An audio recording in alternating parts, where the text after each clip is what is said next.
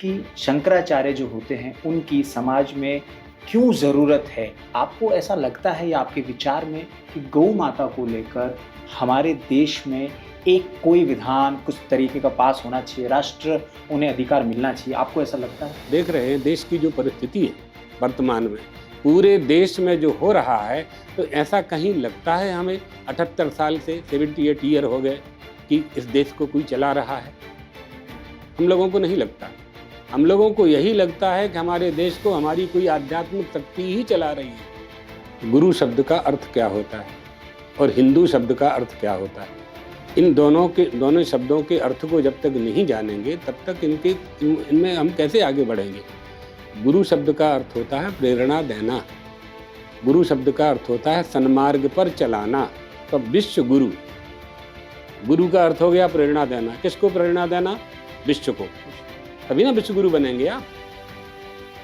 तो क्या प्रेरणा देंगे? आपके देश में स्वयं गौ हत्या हो रही है, आप दूसरे देश को रोकेंगे गौ हत्या करने से? जो विश्व गुरु बनने का संकल्प जो देश कर रहा है, उस देश में स्वयं गौ हत्या हो रही है। तो क्या वह देश किसी दूसरे अन्य देश को गौ हत्या करने से रोक सकता है? पहले हमें ही पूरी गौ हत्या बंद करनी पड़ेगी। विश्व गुरु के जितने आचरण हैं, विश्व गुरु के होने के जो सदाचार हैं, उन सदाचारों से हमें स्वयं ही युक्त होना पड़ेगा। हम भी चाहते हैं हिंदू राष्ट्र बने, कैसे बनेगा? अपने लोग पढ़े लिखे हैं तो सब हर बात पे विचार होना चाहिए ना। कह देने से तो हिंदू राष्ट्र नहीं बन जाएगा। राजस्थान के आप एक गांव को भी हिंदू गांव घोषित करके दिखाइए पहले, आपका संविधान आपको रोकेगा, क्योंकि संविधान धर्मनिरपेक्ष है। इसलिए सबसे पहले हमारे यहाँ जो सबसे बड़ी कमी है वो है योग्यता की और अयोग्यता की। योग्यता की कमी है। अयोग्य लोग योग्यों पर शासन कर रहे हैं 78 साल से। अयोग्य लोग योग्यों पर शासन कर रहे हैं, जिसे हिंदुओं को धर्म की शिक्षा देने के लिए संविधान में आर्टिकल 30 और 30A रोकता है। अल्पसंख्यकों को धर्म की शिक्षा देने की अनुमति देता है और हिंदुओं को रोकता है। ये आपत्ति है हम लोगों को।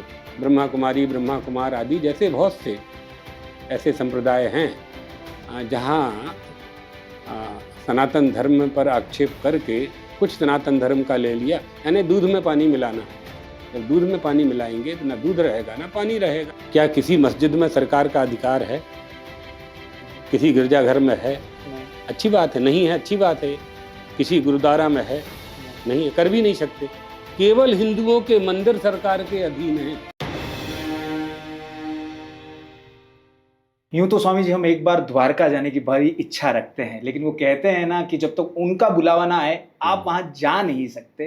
तो मन में एक शिकायत तो हमेशा थी, लेकिन आज उन्हीं द्वारकाधीश ने उनके परम शिष्य को, उनके सबसे प्रिय पुत्र को कहा कि आज हमारे समक्ष हमें दर्शन दे दे। वैसे आप हमारे सामने आज हमें दर्शन दे रहे स्वामी जी। ये मेरा मानना है कि अगर दिल से प्रार्थना और दिल से शिकायत की जाए, भगवान जरूर सुनते हैं। तो आज हमारे सामने मौजूद है द्वारका शारदा पीठेश्वर के जगत गुरु शंकराचार्य जी, सदन सरस्वती महाराज जी। सर नमस्ते स्वामी जी। सबसे पहले ओम स्वामी जी, हमारे इस पॉडकास्ट का औचित्य है कि जो शंकराचार्य जी की जो भूमिका है समाज में, वो 30 साल से कम की उम्र के बच्चे समझ सके, धर्म को वो उनके मुखारविंद से समझ सके परिभाषा, ताकि वे लोग उस धर्म को सिर्फ गीता, रामायण या महाभारत के चारों तरफ नहीं, बल्कि उनके जीवन में किस तरीके से उपयोग हो उस तरीके से हम समझना चाहेंगे। तो स्वामी जी, सबसे पहले मैं जानना चाह रहा हूँ कि शंकराचार्य जो होते हैं उनकी समाज में क्यों ज़रूरत है? उन लोगों को हम किस तरीके से संदेश दे सकते हैं? सर्वप्रथम तो आपने युवा पीढ़ी की बात की है। तो भगवत पादाद्य शंकराचार्य जी 32 वर्ष की आयु तक ही इस धराधाम पर रहे और अल्प आयु होते हुए भी उन्होंने ऐसे ऐतिहासिक कार्य किए हैं जो उस समय आवश्यक थे। 30 वर्ष की आयु के युवा अवस्था प्राप्त लोगों को संदेश प्राप्त हो तो सबसे पहले सबसे बड़ा तो यही संदेश है कि भगवत पादाद्य शंकर ने 32 वर्ष की आयु में ही लगभग 72 मतों का खंडन करके सनातन धर्म का मंडन किया और विधर्मियों की दीवाल को धराशायी करके अद्वैत वेदांत सिद्धांत का किला खड़ा कर दिया, जो हमारी भारतीय संस्कृति का प्रथम पंक्ति का सिद्धांत है, उसकी रक्षा की। उनका जब अवतार हुआ उस समय हमारे देश में व्याप्त हो चुका था वेदाह अप्रमाणम। विधर्मियों ने कहना प्रारंभ किया था कि वेद प्रमाण नहीं हैं। तब भगवत पादाद्य शंकर ने कहा वेदाह स्वतः प्रमाणम, वेद ही प्रमाण हैं। और वो उन्होंने सिद्ध करके भी दिखाया।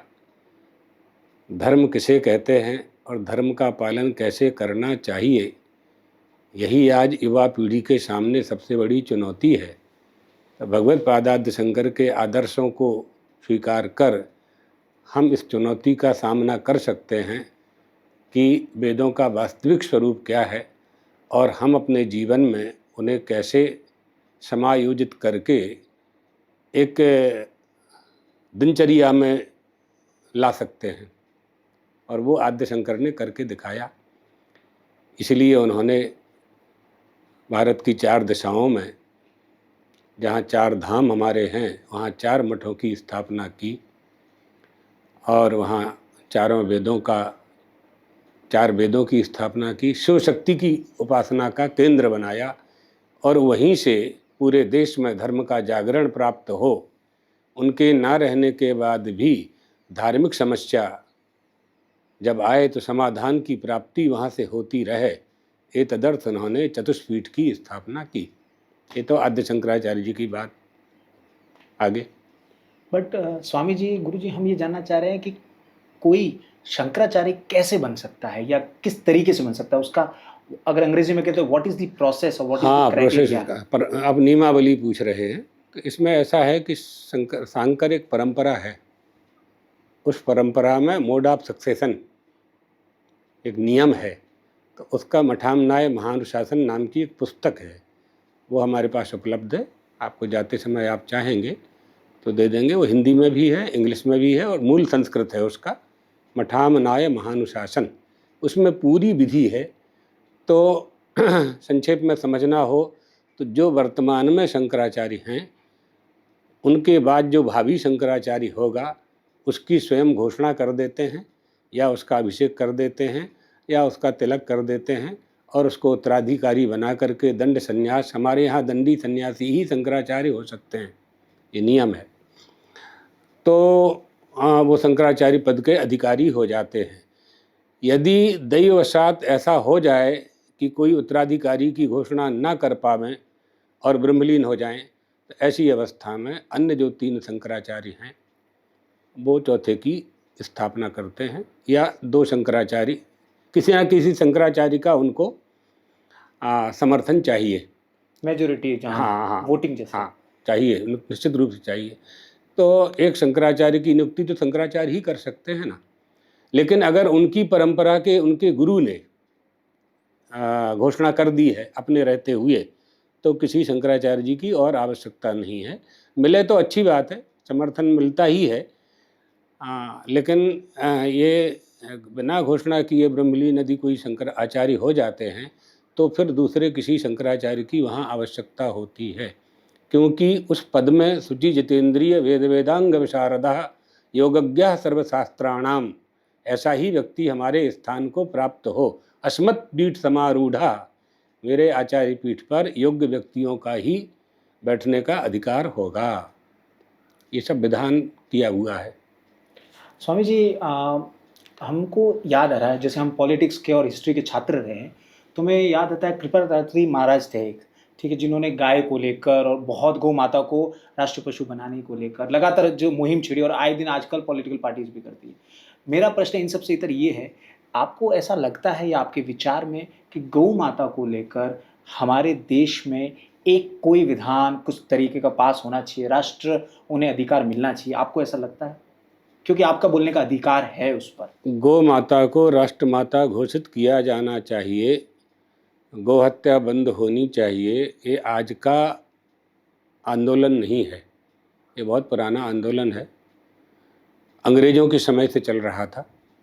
देश के स्वतंत्र होने के बाद 1947 के बाद भी कई बार आंदोलन हुए और 1966 में तो इतना बड़ा आंदोलन हुआ था कि 1 लाख सनातन धर्मावलंबियों ने लोकसभा को घेर लिया था। बिल्कुल।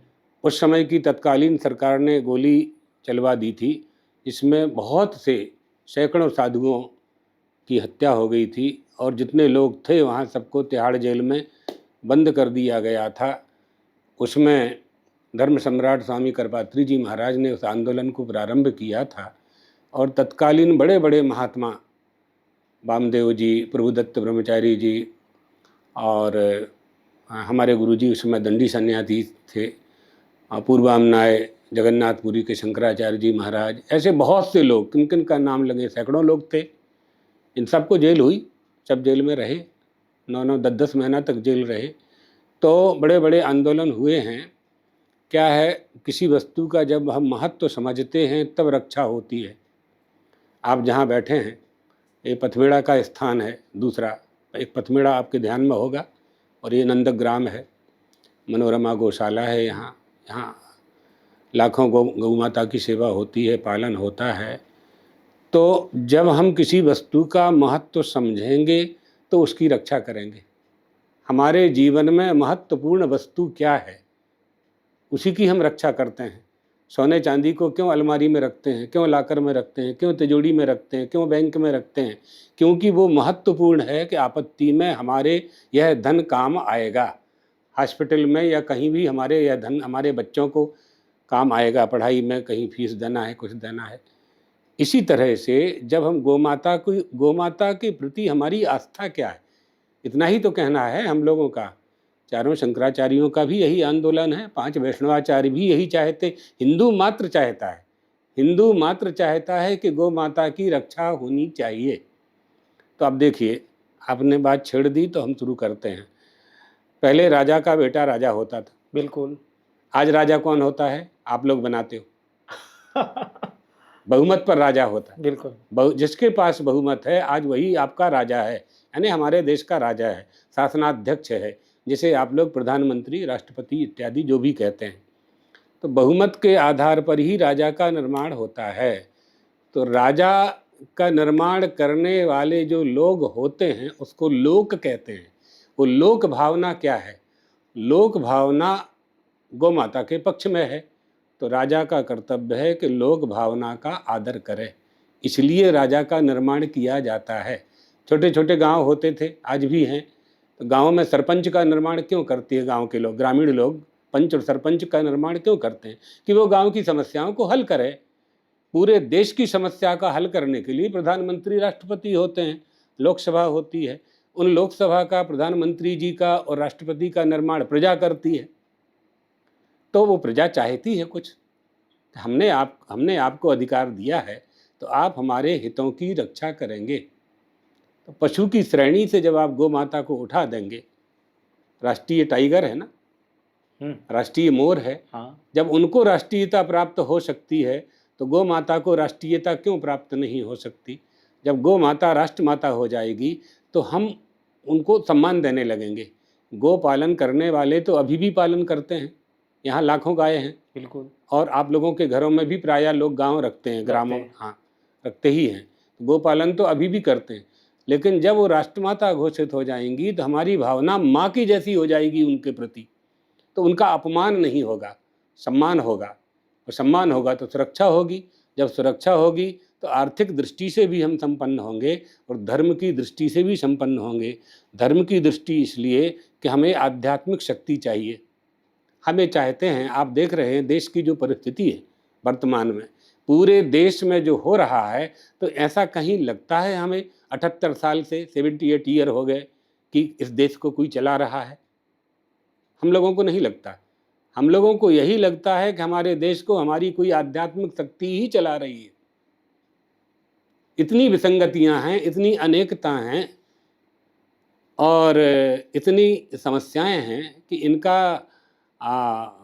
उनका समाधान करना एक किसी व्यक्ति के बस की बात तो नहीं है बहुत बड़ा देश है भारत देश, और धार्मिक देश है, आध्यात्मिक शक्ति का देश है। लोग कहते हैं कि भारत देश विश्वगुरु था। विश्वगुरु किस दृष्टि से विश्वगुरु था? ज्ञान की दृष्टि से, साधना की दृष्टि से, धर्म की दृष्टि से, आध्यात्मा की दृष्टि से।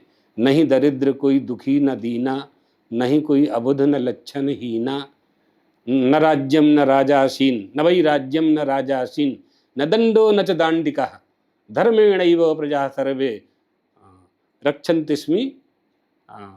अपने धर्मेणैव, अपने आप सब रक्षा करते थे। ना कोई राजा थी, प्रजा को राजा की आवश्यकता नहीं थी। सब धर्म का पालन करते थे, क्योंकि धर्म ही राजा था। धर्म ही राजा था। प्रजा का पालन राजा करता है, राजा का पालन धर्म करता है, और धर्म का उपदेश धर्माचारी देते हैं। ये हमारे भारत की परंपरा है। स्वामी जी, आपने अपने इस जवाब में कई बार राजा का लिया। अगर अभी की बात करें, अभी परिप्रेक्ष्य में देश में प्रधानमंत्री है, नरेंद्र मोदी जी हैं, आपसे कई बार मिले हैं, मुलाकात हुई है, आपने आशीर्वाद भी दिया है, तो आपके मन में ऐसा नहीं आया कि जब भी मिलते हैं तो कह दें कि अगली बार लोकसभा के सत्र में राष्ट्र गौ माता को घोषित कर दीजिए? तो कई बार नहीं मिले, पहले तो ये संशोधन कर लो। आप 2 ही बार मिले हैं, और न कहा होगा ऐसा आप विचार मत करो। यानी आपने कहा है? हाँ बिल्कुल, हम छोड़ने वाले प्राणी नहीं हैं। अच्छा, मैं गुरुजी, मैं ये जानना चाह रहा हूँ, आपको लगता है कई बार जब हम किताबों में कई लेख आते हैं उसमें ऐसा लिखा था कि भारत को हिंदू राष्ट्र बनना चाहिए, तो आप भी इस विचार को जब सुनते हैं तो, या पढ़ते हैं, या कई आपसे कोई भक्त आकर कहता है, तो आप इस विचार पर क्या परिपटनी करते हैं? चाहेंगे ही ना, हिंदू राष्ट्र भी बने, विश्वगुरु भी बने, लेकिन खूब अच्छी तरह से हम विचार करें। यहाँ तो चिंतन का देश है ना। गुरु शब्द का अर्थ क्या होता है और हिंदू शब्द का अर्थ क्या होता है, इन दोनों शब्दों के अर्थ को जब तक नहीं जानेंगे तब तक इनमें हम कैसे आगे बढ़ेंगे। गुरु शब्द का अर्थ होता है प्रेरणा देना, गुरु शब्द का अर्थ होता है सन्मार्ग पर चलाना। तो विश्व गुरु, गुरु का अर्थ हो गया प्रेरणा देना। किसको प्रेरणा देना? विश्व को। तभी ना विश्व गुरु बनेंगे आप। तो क्या प्रेरणा देंगे? आपके देश में स्वयं गौ हत्या हो रही है, आप दूसरे देश को रोकेंगे गौ हत्या करने से? जो विश्व गुरु बनने का संकल्प जो देश कर रहा है, उस देश में स्वयं गौ हत्या हो रही है, तो क्या वह देश किसी दूसरे अन्य देश को गौ हत्या करने से रोक सकता है? पहले हमें ही पूरी गौ हत्या बंद करनी पड़ेगी। विश्वगुरु के जितने आचरण हैं, विश्वगुरु के होने के जो सदाचार हैं, उन सदाचारों से हमें स्वयं ही युक्त होना पड़ेगा। श्रुति स्मृति सदाचारः स्वस्चा प्रियमात्मनः एतत् चतुर्विधम प्राहु साक्षात धर्मस्य लक्षणम। इन धर्म के लक्षणों का धारक ही विश्वगुरु बनेगा। धृति क्षमा दमस्तेयम शौचमिंद्रिय निग्रह, धर्म के जो 10 लक्षण हैं, इन लक्षणों का धारक ही विश्वगुरु बनने की योग्यता रखता है। एक बात। दूसरी बात आपने कही हिंदू राष्ट्र। हम हिंदू हैं, हिंदू होने का लक्षण क्या है? हम हिंदू हैं, हम ये कैसे जानते हैं? धर्मशास्त्रों में हिंदू का लक्षण किया गया है। वेद शास्त्रोक्त धर्मेषु, जो वेदों की आज्ञा का पालन करे, जो विधि निषेध का पालन करे, जो कामचार कामवाद काम भक्ष से दूर रहे, मनमाना आचरण न करे, और पहली प्रतिज्ञा गोषु भक्तिर भवेद्यस्य पुनर्जन्मनि दृढ़ाशयः, जो गाय में भक्ति रखने वाला है, पुनर्जन्म में जो विश्वास करता है, जो प्राणी मात्र में परमात्मा का दर्शन करता है, सवै हिंदू ऋति स्मृता, उसे हिंदू कहते हैं। जो माता पिता की सेवा करता है, संपत्ति के लिए नहीं, इनकी सेवा करना मेरा धर्म है, उसको हिंदू कहते हैं। ये हमारा सनातन हिंदू धर्म है। तो अगर ये लक्षण हम में आ जाते हैं तब हम हिंदू होंगे। जब हिंदू होंगे तो हिंदू राष्ट्र होगा। अब आपके प्रश्न के अंदर जो प्रश्न है उसका हम उत्तर दे देते हैं कि संविधान आपका धर्मनिरपेक्ष है, ठीक है, सेकुलर है, और हिंदू धर्म है, तो हिंदू राष्ट्र कैसे बनेगा? हम भी चाहते हैं हिंदू राष्ट्र बने, कैसे बनेगा? अपने लोग पढ़े लिखे हैं तो सब हर बात पे विचार होना चाहिए ना। कह देने से तो हिंदू राष्ट्र नहीं बन जाएगा। राजस्थान के आप एक गांव को भी हिंदू गांव घोषित करके दिखाइए पहले, आपका संविधान आपको रोकेगा, क्योंकि संविधान धर्मनिरपेक्ष है। उनके आर्टिकल पढ़ लीजिए, आप धाराएं पढ़ लीजिए सब। जब तक संविधान में संशोधन नहीं होगा तब तक, नेपाल जैसा, तब तक आप हिंदू राष्ट्र कैसे कह सकते हैं? संविधान में संशोधन करने के लिए एक ऐसी सरकार चाहिए जो पूर्ण बहुमत से दिल्ली में शासन करती हो, भारत पर शासन करती हो। ये सरकार नहीं है वैसे? नहीं, हम ये अभी ये अपने तय हुआ था कि राजनीतिक बात नहीं करेंगे। चलिए तो केवल हिंदू की बात है कि कोई भी सरकार जब तक पूर्ण बहुमत में नहीं आएगी तब तक हिंदू राष्ट्र घोषणा वो सरकार नहीं कर सकती। तो पहले बहुमत आए, फिर उस सरकार की निष्ठा हो हिंदुस्तान के प्रति, हिंदू राष्ट्र के प्रति, हिंदू धर्म के प्रति, तब ना वो हिंदू देश, हिंदू राष्ट्र बनेगा। तो ये दोनों ही बातें हैं। इसलिए सबसे पहले हमारे यहाँ जो सबसे बड़ी कमी है वो है योग्यता की और अयोग्यता की। योग्यता की कमी है। अयोग्य लोग योग्यों पर शासन कर रहे हैं 78 साल से। अयोग्य लोग योग्यों पर शासन कर रहे हैं। पहले तो संविधान में हिंदू राष्ट्र बनाने के पहले इसमें संशोधन होना चाहिए।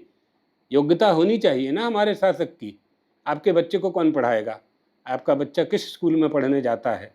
आप मालूम करते हैं सिरोही में, जालौर में, भीनमाल में, कि कहाँ ये सांचौर में, जयपुर में कहाँ सबसे अच्छा स्कूल है, कहाँ सबसे अच्छा शिक्षा होती है, हमारे बच्चे का भविष्य कहाँ सुरक्षित होगा, वहाँ आप अपने बच्चों को अध्ययन कराते हैं। इसी तरह से योग्य व्यक्ति जब लोकसभा में जाएंगे, विधानसभा में जाएंगे, ग्राम पंचायत में जाएंगे, नगर पालिका में जाएंगे, कारपोरेशन में जाएंगे, तो आपके ग्राम का, नगर का, प्रदेश का और देश का भला होगा। उनको पहले मालूम तो होना चाहिए कि विकास नाम की कौन सी वस्तु है। उन्होंने तो केवल रोड, बिजली, पानी को ही विकास समझ लिया है, जिसके बिना हम थे पहले, और वैकल्पिक व्यवस्थाएं खड़ी कर दी। जहाँ जहाँ विकल्प आप खड़ा करेंगे वहाँ परंपरा टूटेगी, परंपराओं का वहाँ हनन होगा। इसलिए इन सब चीज़ों को समझने वाला व्यक्ति यदि शासन करता है तो हमारे देश की जो प्राचीन परंपरा है उसकी रक्षा करने में वो सरकार सक्षम होगी, वो व्यक्ति सक्षम होगा, सरकार सक्षम होगी। स्वामी जी, जब हम कभी बात करते हैं तो इंटेलेक्चुअल लोग हमें एक आर्ग्यूमेंट देते हैं कि मंदिरों की क्यों ज़रूरत है, हॉस्पिटल बनाइए, भाई स्कूल्स बनाइए, अनाथालय बेहतर बनाइए, ओल्ड एज होम्स को बेहतर करिए। तो ऐसे लोग, क्योंकि भाई इतनी ज़्यादा कहाँ ज़रूरत है मंदिरों की, लोगों को तो रहने के लिए अच्छी जगह की ज़रूरत है, खाने के लिए इतने भूखे लोग रह रहे भारत में, तो उसको लेकर आप किस तरीके से देखते हैं स्वामी, जब इस तरीके के प्रश्न सामने आते तब? जहाँ मंदिर नहीं है जिन देशों में, वहाँ क्या सुखी हो गए वो लोग? जिन देशों में मंदिर नहीं हैं वहाँ क्या सुखी हो गए? एक बात। दूसरी बात, अस्पताल स्कूलों की कहाँ कमी है? 50 साल पहले इन लोगों से आप पूछो, 50 साल पहले अहमदाबाद में कितनी हॉस्पिटल थी और आज कितनी है? अगर 50 अस्पताल थी 50 साल पहले अहमदाबाद में, तो आज कम से कम 1000 हॉस्पिटल होगी। सांचौर में ही देख लो आप, 50 साल पहले कितने अस्पताल थे और आज कितने हैं। खूब वृद्धि हो रही है। स्कूलों की परिस्थिति आपको पढ़े, आप खुद जवान हो, युवा अवस्था प्राप्त हो, तो आपको खुद मालूम है कि शिक्षा का कितना अधिक विस्तार हुआ है। एजुकेशन में क्रांति तो आई है हमारे यहाँ, शिक्षा में क्रांति आई है, इसमें दो मत नहीं। जो बात सही है वो सही है। रोज बिजली पानी सबको प्राप्त हुआ है, ये विकास है, इसको तो स्वीकार करना ही पड़ेगा। लेकिन हम लोगों का दृष्टिकोण इसके साथ धर्म का है। धार्मिक शिक्षा का समावेश होना चाहिए। आपके स्कूलों में धर्म की शिक्षा दी जानी चाहिए। जिसे हिंदुओं को धर्म की शिक्षा देने के लिए संविधान में आर्टिकल 30 और 30A रोकता है। अल्पसंख्यकों को धर्म की शिक्षा देने की अनुमति देता है और हिंदुओं को रोकता है। ये आपत्ति है हम लोगों को। आगे स्वामी जी, आपको कभी जिस तरीके से हम जो एक सवाल फेस अक्सर करते हैं कि मैं स्पिरिचुअल हूँ लेकिन मैं रिलीजियस नहीं हूँ, यानी मैं अध्यात्म में विश्वास रखता हूँ लेकिन धर्म मुझे कई चीज़ों में बांधता है, तो आप इसको किस तरीके से देखते हैं स्वामी जी? अब जो ये मानते हैं वो कहाँ बंधे हैं? रेलवे स्टेशन पर लिखा है प्लेटफार्म पर कि बिना टिकट के यात्रा नहीं करना चाहिए, फिर भी लोग करते हैं। तो रेल मंत्रालय का दोष नहीं है, यात्रियों का दोष है। यात्रियों का दोष है। तो हमारे धर्मशास्त्रों में लिखा है कि धर्म का पालन करना चाहिए। गाय हमारी माता है, महादेव हमारे भगवान हैं, विष्णु हमारे भगवान हैं, पंचदेवोपासना करना चाहिए। तो क्या किसी महात्मा ने डंडा लेकर के ग्रामवासियों को पूजा करवाई है कि नहीं तुम श्रावण है, डंडा लेके कहा कि पूजा करो नहीं तुम लाठी मारेंगे? ऐसा तो नहीं किया ना। कहाँ प्रश्न है? स्वामी जी, आजकल समाज में कई कथावाचक, कई स्वामी जी, कई अलग अलग लोग अपने अपने पंथों को आगे बढ़ा रहे हैं। तो जो आम जनमानस है, जो इनकी समझ कम रखते हैं, वो किस तरीके से, किस दिशा में आगे बढ़े कि कौन सही है कौन गलत है? जिसे गीता का नॉलेज नहीं है, जिसे कम रामायण समझते हैं, कम महाभारत, जिन्होंने सिर्फ सीरियल्स में देखा है, जो बढ़ते बच्चे, तो क्या वो रील्स पे ही भरोसा करेगा? जिनकी रील सबसे ज़्यादा थी उन स्वामी जी पर विश्वास करना है? किस तरीके से? इसलिए तो हम लोगों का ये कहना है कि हमारी शिक्षा केंद्रों में बालकों को स्कूल कॉलेज में धर्म की शिक्षा दी जानी चाहिए। जैसे 40-40 मिनट के क्या बोलते हैं पीरियड वगैरह, क्या बोलते हैं आप लोग? पीरियड्स। हाँ, पीरियड तो करते हैं ना 40-40 मिनट के। हाँ। तो इसी तरह से एक पीरियड धर्म का भी होना चाहिए, ताकि उन्हें बच्चों को धर्म का ज्ञान, वास्तविक ज्ञान हो सके, वो रील पर भरोसा न करें। दूसरी बात संप्रदाय की आपने कही, जो संप्रदाय सनातन से संबंध रखते हैं, जिन संप्रदायों में परंपरा का पालन किया है, वो संप्रदाय तो सही है, संप्रदाय गलत नहीं है। संप्रदायों में जाकर के जो दुरुपयोग कर रहे हैं और जो व्यक्ति पूजा प्रारंभ करा दी जिन्होंने, उन पर आपत्ति है हम लोगों को। ये बात व्यक्ति पूजा, अगर आप उसे विशेष, हाँ, व्यक्ति पूजा मतलब जिन्होंने ये कहा कि भगवान की पूजा करना चाहिए, उनके भक्तों ने भगवान की पूजा छोड़ करके उनकी ही पूजा प्रारंभ कर दी जिन्होंने भगवान की पूजा की। ये व्यक्ति पूजा हो गई ना, ये व्यक्ति पूजा होगी ना। आपके बाजू में ही है यहाँ आबू में ब्रह्मा कुमारी, ब्रह्मा कुमार आदि जैसे बहुत से ऐसे संप्रदाय हैं जहाँ सनातन धर्म पर आक्षेप करके कुछ सनातन धर्म का ले लिया, यानी दूध में पानी मिलाना। जब दूध में पानी मिलाएंगे तो ना दूध रहेगा ना पानी रहेगा। ऐसे बहुत से संप्रदाय नए नए जो 200-400 साल में पैदा हुए हैं, उन पर तो आपत्ति होना चाहिए और उनकी बात स्वीकार नहीं करना चाहिए। हमारा सनातन धर्म प्राचीन धर्म है, परंपरा का पालन कराने वाला धर्म है। हमारे दादा दादी, नाना नानी सैकड़ों वर्ष से, हजारों वर्ष से जिसकी पूजा करते आए हैं, जो हमारी कुल देवी है, जो हमारे कुल देवता हैं, उन्हीं की आराधना करने से हमारा कल्याण होने वाला है।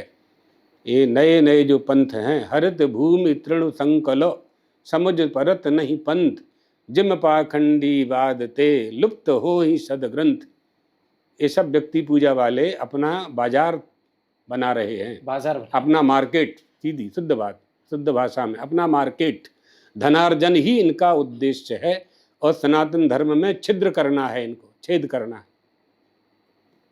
स्वामी जी, एक एज बीइंग स्टूडेंट, अभी हम भी पढ़ाई कर रहे हैं। अच्छा स्वामी जी, मेरा ये एक डाउट है और हमारे छोटे भाई का भी है कि पढ़ाई, उसने पूछा क्या भैया पढ़े आगे? मैंने कहा साइंस ले लो, मैथमेटिक्स ले लो। तो बोले भैया तुम बनारस रह रहे हो तो वहाँ तो संस्कृत का बहुत है। मैंने कहा संस्कृत का चलन है बनारस में, मैं मना नहीं करूँगा, लेकिन जब मैं बनारस घूमा तो वहाँ पर जो संस्कृत पढ़ाने वाले जो स्कूल्स कह लीजिए, विद्यालय कह लीजिए, जो है उनकी हालातों को मैंने देखा और मैं इस बात को ऑन रिकॉर्ड कहना चाहूँगा कि उनके हालात बहुत अच्छे नहीं हैं। कई तरीके से वो जूझ रहे, फाइनेंशियली भी जूझ रहे हैं, रिसोर्सेज है। तो स्वामी जी, उस स्थिति में संस्कृत जैसी भाषा जो बहुत ग्रंथों को समझने के लिए बहुत महत्वपूर्ण भाषा है हमारी आज, उसका लुप्त होना, लोगों का खासकर हमारे जैसे यंग बच्चों का उससे कहीं ना कहीं झुकाव कम होना उसकी तरफ, तो ये स्वामी जी इसको कैसे रोका जा सकता है उस भाषा की तरफ लोगों को? ताकि क्योंकि उनका कहना है कि संस्कृत के फायदा क्या, पैसा तो मिलेगा नहीं, नौकरी मिलेगी नहीं, तो क्यों पढ़े संस्कृत? जो आप पढ़ रहे हैं उससे फायदा है क्या?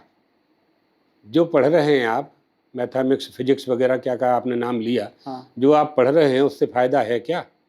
यदि उससे फायदा है तो जंतर मंतर क्यों गए थे? ये बात, इसलिए संस्कृत पढ़ने से फायदा है, कोई दुखी नहीं है। ये बैठा है बालक आपके सामने, ये 1100 रुपया रोज कमाता है, 1100 रुपया पर डे, 35,000 हो गए ना, पर्याप्त है। संतोष नहीं है तो तृष्णा का तो अंत नहीं है, तृष्णा का कोई अंत नहीं है। सत्यनारायण भगवान की कथा करके, भागवत सुना करके और पूजा पाठ करा करके हम अपना जीविकोपार्जन कर सकते हैं। ब्राह्मण का धर्म है, ब्राह्मणस्यो ही देहोयम क्षुद्र कामाय निश्यते। ये ब्राह्मणों के लिए कहा गया है। निष्कारणम षडंगो वेदो ध्येयो ज्ञेयश्च।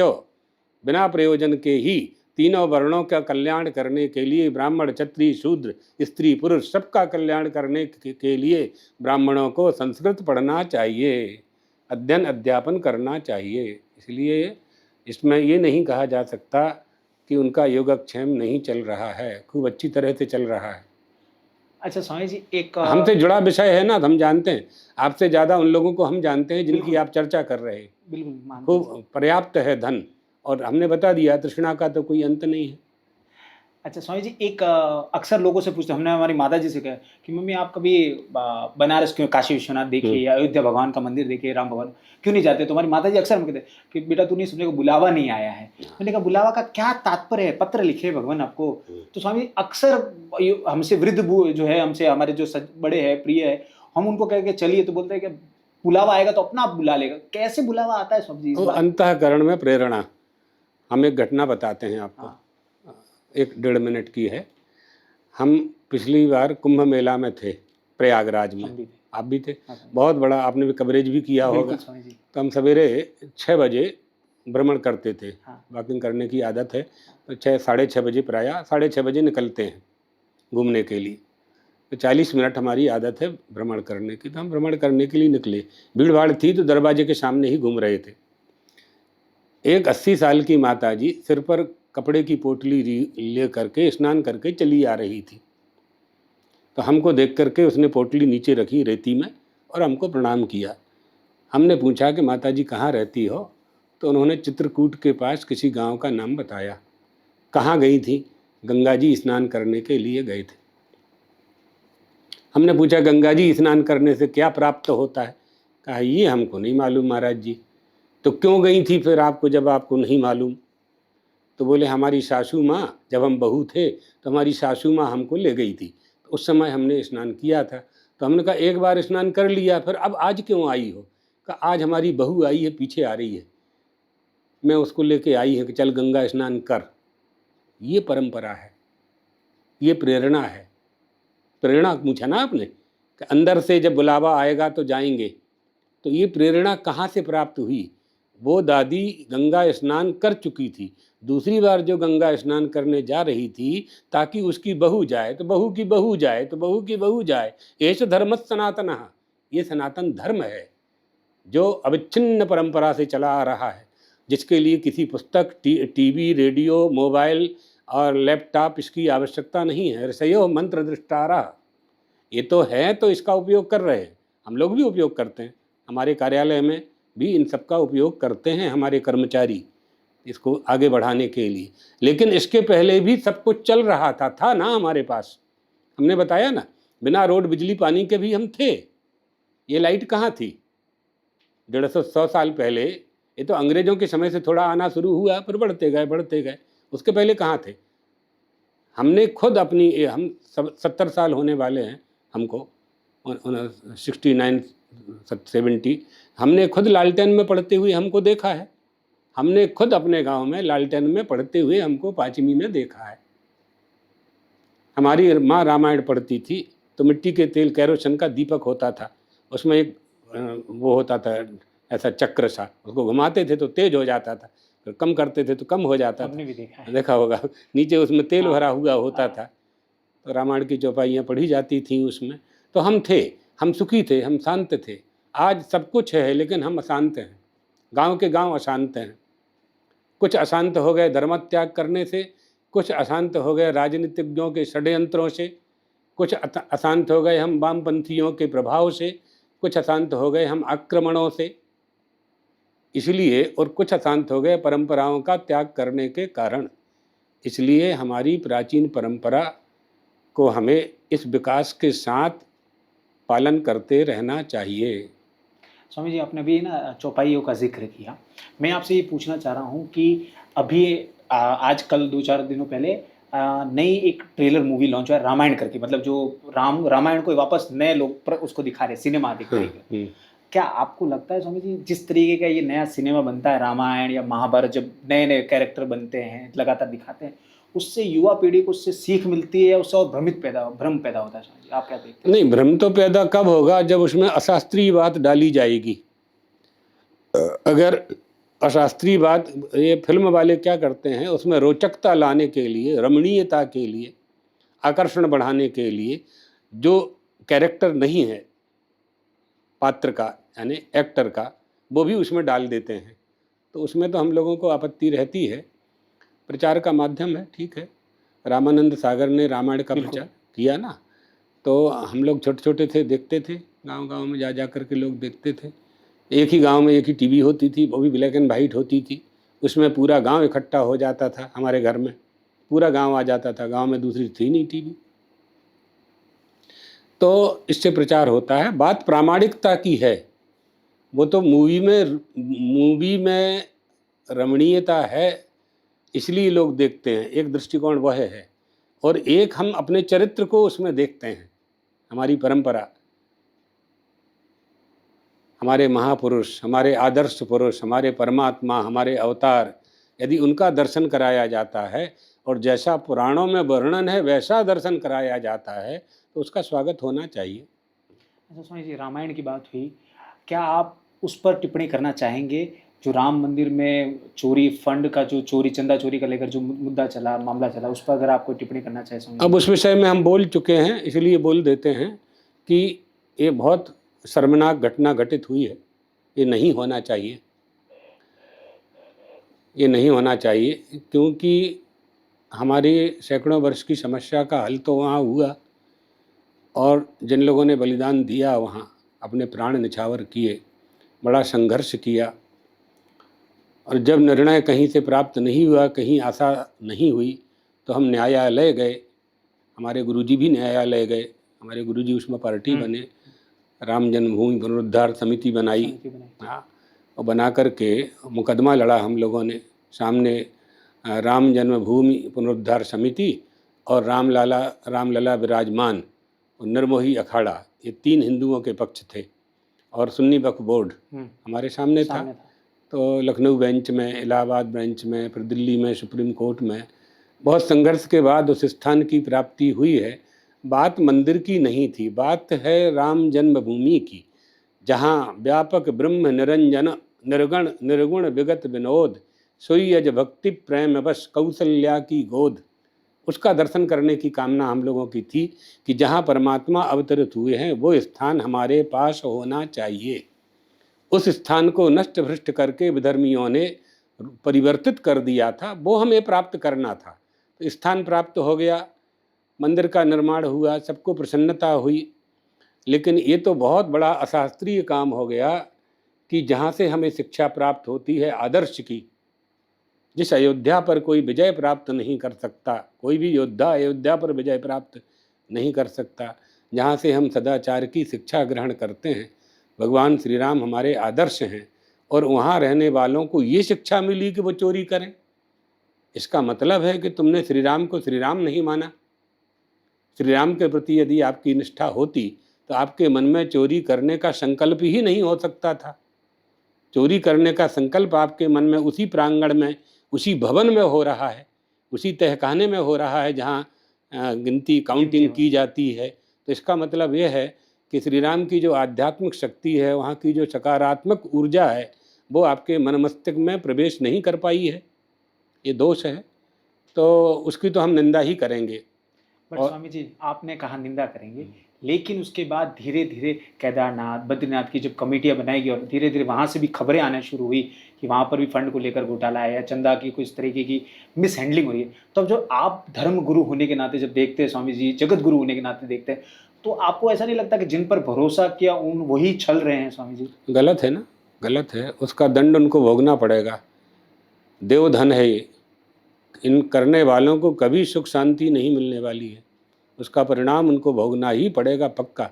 शास्त्र वचन है, इसमें कोई सुधार नहीं किया जा सकता।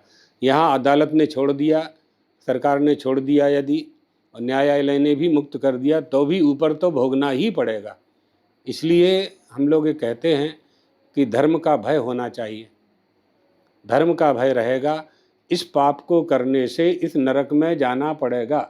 जब ये भय व्याप्त होगा तो हम वह पाप नहीं करेंगे। ये सब सिद्धांत की बातें हैं। स्वामी जी, सावन का महीना चल रहा है, भगवान शिव की बात की बिना अधूरा है। पहला प्रश्न इसमें ही है, सावन में भगवान शिव के दूध चढ़ाने से भगवान शिव खुश हो जाएंगे? मेरे जैसे उम्र का लड़का माने कि दूध चढ़ा दिया, भगवान शिवराज जी मन मांगा मिल जाएगा, मत चढ़ाओ ना, जल चढ़ा दो तो उससे मिल जाएंगे? हाँ बिल्कुल मिल जाएंगे, पक्का, हम गारंटी लेते हैं। बिल्वपत्र चढ़ा दीजिए, दूध चढ़ा दीजिए, और कुछ नहीं है तो आत्मात्म गिरजा मति सहचरा प्राणः शरीरम ग्रहम पूजाते विषयोपचार रचना निद्रा समाधि स्थिति। आप जो कुछ भी दिन भर में करते हैं सब परमात्मा को समर्पण कर दीजिए और मानसिक पूजा कर लीजिए, तो भी भगवान की प्राप्ति हो जाएगी। बेलपत्र वृक्ष से तोड़ करके भगवान को, महादेव को अर्पण करना है, उसमें तो पैसा नहीं लगता, दूध में तो पैसा लगता है। दूध खरीद के लाएंगे तो 50 रुपया लगेगा 1 लीटर का, लगेगा। तो कोई मत करो खर्च आप। बेल का झाड़ तो पैसा नहीं मांगेगा। 1 लोटा जल चढ़ाएंगे तो कारपोरेशन वाले 1 लोटा जल का अलग से बिल नहीं भेजेंगे, अतिरिक्त बिल नहीं भेजेंगे उसका, तो पर्याप्त है उतना। शक्ति है तो दूध चढ़ाना चाहिए। दूध घी पंचामृत का विधान है हमारे यहाँ। तो स्वामी जी, मेरे साथ जो ये 2 लड़कियां ये कह रहे हैं, मैंने इनको कहा कि तुम भी भक्त को माला करो, कुछ करो, तो ये दोनों मुझे कहते हैं विशाल भैया भक्ति करने के लिए उम्र 60 के बाद है, अभी सिर्फ और सिर्फ पैसा कमाने पे फोकस करना है, कुछ नहीं करना है। अब वो उनकी अपनी बात है, उनका विचार है, वो करें, जो उनको दिखाए सो करें। तुझको जो सूझे शुक्र कहना ही अपना काम है। इसलिए जाहिलों की बात क्या है, लुट गए आकिल यहाँ। जाहिल माने मूर्ख, हाँ। आप जानते होंगे। हाँ। और आकिल माने विद्वान, आकिल माने विद्वान, उर्दू का शब्द है। जाहिलों की बात क्या है, लुट गए आकिल यहाँ। तुझको जो सूझे शुक्र कहना ही अपना काम है। धर्मशास्त्र संत महात्मा आचार्य उपदेश देते हैं, मानो आपका कल्याण, ना मानो तो आपको आशीर्वाद तो वो दे ही देंगे, आपका कल्याण हो ना हो आपकी। अच्छा स्वामी जी, आप जगत गुरु होने के नाते आप हमें बताएं कि प्रॉपर क्या तरीका है सावन में अपने नियमों को पालने का, भगवान शिव को प्रसन्न करने के लिए? सूर्योदय के पहले उठ जाना चाहिए, नित्य कर्म करना चाहिए, अपने कुलदेवी कुलदेवता को प्रणाम करना चाहिए, माता पिता हैं तो उनको प्रणाम करना चाहिए, सूर्य भगवान को नमस्कार करना चाहिए। और श्रावण मास में जहाँ भी महादेव का मंदिर है, नहीं तो घर में बना लो, घर में नहीं तो मिट्टी के महादेव बना लो, मिट्टी को लाओ, रात में फूलने डाल दो, सवेरे अच्छा शिवलिंग बनाओ, उनकी पूजा करो, और नदी में, कुआं में, जल सरोवर में कहीं भी उनको विसर्जन कर दो बेलपत्री चढ़ा करके। इतने में ही कल्याण हो जाएगा। इनके जैसा वगड़दानी कोई नहीं, करना चाहिए, करना चाहिए। हम दूध नहीं चढ़ाएंगे, हम घी नहीं चढ़ाएंगे, हम दही नहीं चढ़ाएंगे। तुम्हारे पास नहीं है तो मत चढ़ाओ, लेकिन यदि है, आप खुद उसका उपयोग आप कर रहे हो। अच्छा, एक बात विचार करो, कोई वस्तु अर्पण करने के बाद वो कहाँ जाती है? आपके ही पास है ना। विचार करो, आप 56 भोग लगा दो भगवान को, एक दाना कम होता है क्या? लगा के देख लेना, एक दाना भी कम नहीं होता। तो आपका नुकसान क्या है? आप अपने लिए तो बनाते ही हैं, केवल अर्पण करके तुलसी पत्र डालना है और 1 आचमनी जल छोड़ देना है। भगवान तृप्त होते हैं, तुम्हारी भावना से तृप्त होते हैं, भाव से तृप्त होते हैं, सामग्री से तृप्त नहीं होते। अर्चा मीत धिया यदेव कुसुमम चिप्त्वा जनो मुच्यते बाह्यानपेक्षश्च में। बाह्य उपचारों की अपेक्षा परमात्मा नहीं रखता है। हमारे अंदर क्या है, वो अंदर के भाव को जान करके परमात्मा प्रसन्न होता है।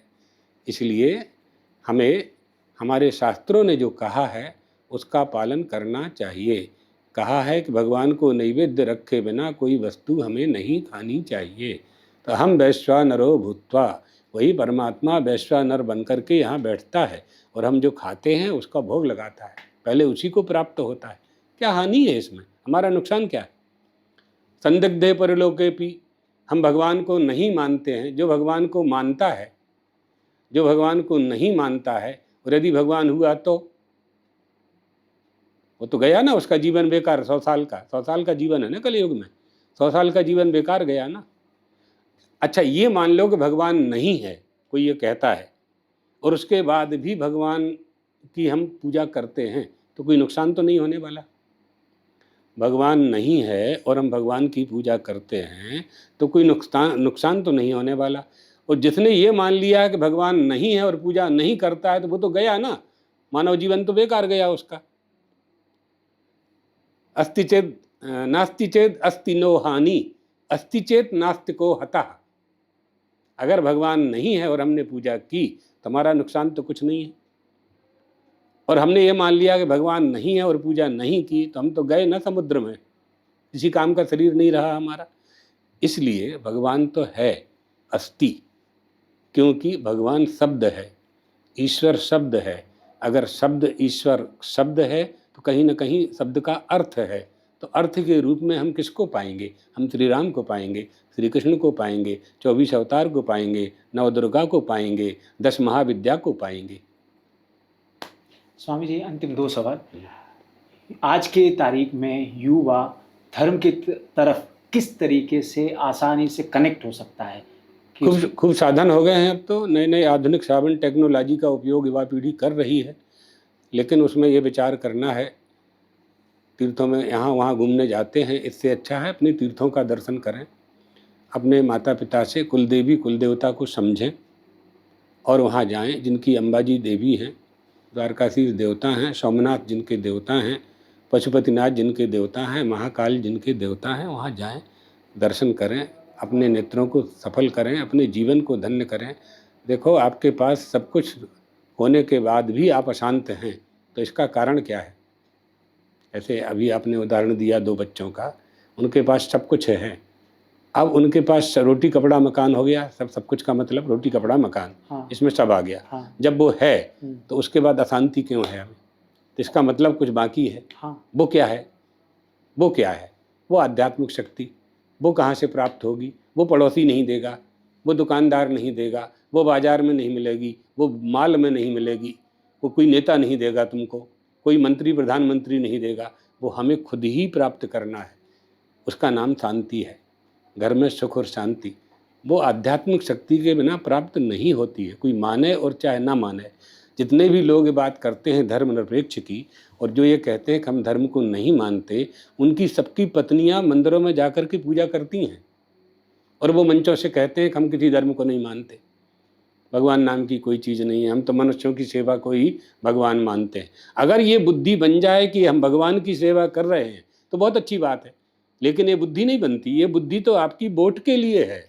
उनकी जो सेवा कर रहे हो आप, वो मत प्राप्ति के लिए कर रहे हो, भगवान मान करके नहीं कर रहे हो। यदि भगवान मान करके कर रहे हो तो आप तो भगवान ही हो गए, खुद स्वयं ही भगवान के दर की श्रेणी में चले गए आप, हमारी दृष्टि से, शास्त्र की दृष्टि से, वेदों की दृष्टि से। इसलिए ये सब ठगने के बहाने हैं इन लोगों के। बिना आध्यात्मिक शक्ति प्राप्त किए, परमात्मा की कृपा प्राप्त किए, कुलदेवी कुलदेवता की कृपा प्राप्त किए, आप कभी भी शांति प्राप्त नहीं कर सकते। और पाखंडवाद से भी मुक्त होना चाहिए। नए नए जो संप्रदाय पैदा हो रहे हैं 200-400 साल के बीच में, और जहाँ व्यक्ति पूजा हो रही है और जहाँ कहते हैं कि भगवान की पूजा नहीं करना है, इन्हीं की पूजा करो, यही भगवान है, उनसे भी अपनी रक्षा करनी है और प्राचीन परंपरा का पालन भी करना है। यही चुनौती है इस समय, यही चुनौती है। धन के बल पर और जन के बल पर नेता लोग जन के बल पर हमको व्यामोहित करते हैं, और नेताओं में भी कुछ अच्छे हैं, ऐसा नहीं कि सभी गड़बड़ हैं। कुछ धार्मिक नेता होंगे जो अच्छा करना चाहते हैं लेकिन कर नहीं पाते हैं किसी कारण से। तो लेकिन प्रायः ये देखा जाता है कि जो शपथ लेते हैं वो तो संविधान की लेते हैं। जब संविधान की शपथ आप लेंगे तो संविधान तो धर्मनिरपेक्ष है, तो फिर आप हिंदू धर्म का पालन कैसे करेंगे, सनातन धर्म की रक्षा कैसे करेंगे? दूसरी बात, सरकार के प्रति हमारा ये कहना है कि जब संविधान का निर्माण हुआ तो हमारे जितने भी धर्म स्थल हैं, देश के लाखों धर्म स्थल हैं हिंदुओं के, वो सरकारों के अधीन हैं। क्या किसी मस्जिद में सरकार का अधिकार है? नहीं। किसी गिरजाघर में है? नहीं। अच्छी बात है, नहीं है, अच्छी बात है। किसी गुरुद्वारा में है? नहीं है, कर भी नहीं सकते। केवल हिंदुओं के मंदिर सरकार के अधीन हैं। क्यों? तो यही तो आप लोगों को पूछना है, यही तो आपका चैनल है, आपके चैनल को यही तो प्रश्न करना है जब आप हमारा ये दिखाएंगे तो यही क्वेश्चन तो आपको करना है, इसलिए हम मसाला आपको दे रहे हैं कि क्यों नहीं, ऐसा क्यों है। तो अच्छा, फिर जब आप धर्मनिरपेक्ष हैं तो धार्मिक स्थानों में आने वाली जो धनराशि है उसका उपयोग आप नहीं कर सकते। हम लोगों का कहना यह है कि धार्मिक स्थलों का धन का जो उपयोग है वो उसी क्षेत्र में, जिस क्षेत्र में मंदिर है उसी क्षेत्र की गौशाला, पाठशाला, यज्ञशाला, औषधालय, अनुसंधान केंद्र, प्राचीन परंपराओं के रिसर्च केंद्र, इन सब में खर्च होना चाहिए। कोई भी प्रदेश की सरकार या भारत की सरकार एक भी रुपया उसमें से खर्च नहीं कर सकती, नहीं करना चाहिए, यही तो मांग है। फिर 4 लाख मंदिर हैं हमारे देश में, 1 लाख मंदिर सरकार के अधीन हैं, 3 लाख मंदिरों में पूजा ही नहीं होती। जब आप बड़े मंदिरों का धन ले लेते हैं तो छोटे मंदिरों की तरफ, छोटे मंदिर भी आपको लेना चाहिए, फिर वहाँ पुजारी की व्यवस्था करना चाहिए, वहाँ पुजारी को आपको दक्षिणा देनी चाहिए, पूजा की सामग्री देना चाहिए, उनके लिए आरती का, भोग का पैसा देना चाहिए। तो ऐसा तो नहीं चलेगा ये भेदभाव। आप तो भेदभाव नष्ट करने के लिए सरकार बैठी है और आप खुद भेदभाव उत्पन्न कर रहे हैं। तो आप कहते हैं जाति पाति नष्ट कर दो, और जाति के आधार पर ही सब कुछ हो रहा है। जाति के आधार पर कैंडिडेट खड़े हो रहे हैं, जिस जाति के ज़्यादा लोग जहाँ हैं उसी जाति का कैंडिडेट वहाँ खड़ा होता है। योग्यता अयोग्यता का कोई प्रमाण आपके पास नहीं है। तो ये सब कहना कुछ, वचः संन्यत मनः संन्यत, वाणी में कुछ है, मन में कुछ है, क्रिया में कुछ है।